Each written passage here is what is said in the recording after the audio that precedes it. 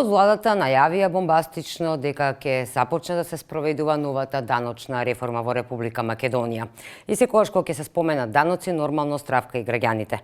Од Министерството за финансии уверуваат дека ова се прави за да има поправично даночување, со тоа повеќе средства во буџетот, а со самото тоа и поголем стандард за граѓаните. Но граѓаните нормално се исплашени. Зошто? Затоа што немаме конкретни информации, не знаеме што е планот, што ќе се зголеми, за колку, кои даноци ќе се зголемат.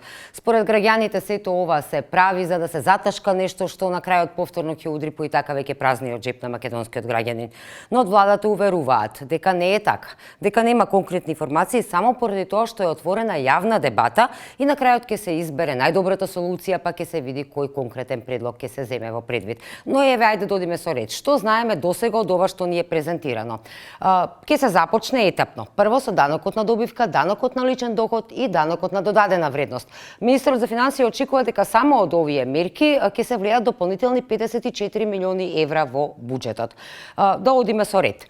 Каматите на штедните влогови, односно се предлага да има одоначување на каматите на штедните влогови. Ова нормално предизвика паника кај македонските граѓани, дури некои експерти велеа дека можеби ќе се случи едно стампедо на повлекување на штедните влогови, плашејќи се граѓаните да не мора да плаќаат из оние пари кои што ги чуваат низ годините, туку ќе ги чуваат под перница. Меѓутоа сепак експертите, а и од владата уверуваат дека ова не е така. Се зборува за одоначување само на добивката, односно на каматите кои што ги добивате на парите кои што ви стојат во банка, значи не на вкупната сума. И сега велат оние познавачите велат дека инфлацијата е 16%, најголемата стапка на камата е 2% годишно и смешно е да се одоначуваат вака мали камати, меѓутоа експертите велат дека не е смешно затоа што сепак се работи за добивка, мала, но е добивка. Зашо да го плаќам данокот? Дали е тој приход од камати, приход како и било кој друг приход од капитал? Е. Така, уште и најнеризичен е. Зашто од акции и дивидендите може камати? Така, тој исто пари не ги вложив у банка како штеден, него и купив акции и ми носе дивиденда. А таму може да плаќам данок на нив. Следната ставка за која што се вели дека треба да има некои измени во неа е воведувањето на прогресивниот данок. Експертите велат и професорите со кои што ние разговаравме дека интересно е што оние кои што најмногу треба да бидат поборници за овој прогресивен данок се против, стравувајќи дека ете тоа ќе ги закачи и нив. Но експертите велат нема да ги закачи и нив. Треба да се воведе прогресивниот данок, затоа што овој данок кој што сега го имаме, принципот на рамен данок, не е развоен и секако е на штета на оние со помалку пари, а во корист само на олигарсите.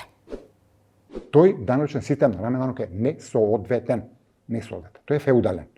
И е добар само за општества или поединци во тие општества кои што се сакаат да живеат во феудално време, бидејќи они се сметаат себе дека се кнезови, лордови, кметови и така натаму. А со модерно име ги викаат олигарси. Така. Но за сите други тој данок е неправеден. И тука нема што да дискутираме.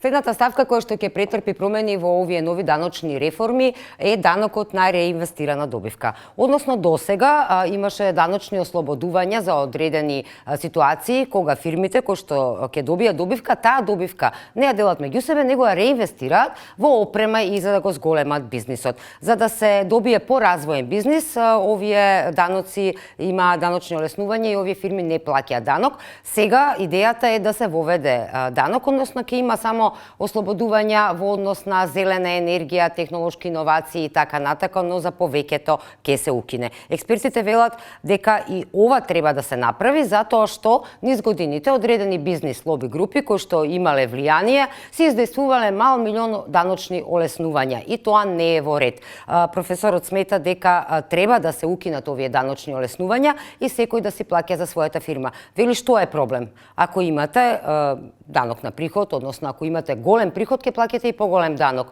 Не ви требаат даночни олеснувања, односно не треба да се богатат само едни исти луѓе. И следната ставка која што предизвика најголема бура помеѓу народот е идејата за да се плаќаат придонеси за хонорарците. Ваква идеја имаше во времето на Никола Груевски, но по големите и гласни протести на хонорарците, а тука спаѓаат најмногу музичарите, актерите и тие категории на интелектуалци кои што имаат повремени ангажмани, ова идеја се застана, односно не се имплементираше за мир во куќа. Сега повторно истото се најавува. најавува. Проблемот е што нема конкретна информација како ова ќе се спроведе, односно дали ќе се плаќа за секој договор на дело, за секој хонорар посебно, или ќе се плаќа единечно, ќе се направи некој систем. Според професорите кои што ние ги консултиравме, најправично би било доколку на пример некој е вработен, а има и договори за дело повремени хонорарни на страна, тој нема потреба повторно да плаќа придонеси и за овие договори затоа што веќе еднаш плаќа преку вработувањето. Тој вели дека ова се прави стрикно само за оние луѓе кои што работодавците намерно ги држат на договор за дело со години и не ги вработуваат, не плаќаат придонеси за нив бидејќи така им одговара. Што ќе се случува и каде овие реформи ќе удрат, по чиј џеб, дали по џебот на бизнисмените или по џебот на граѓаните, ќе видиме многу скоро, бидејќи најавите се дека новиот даночен систем треба да почне да функционира од идната година 2023.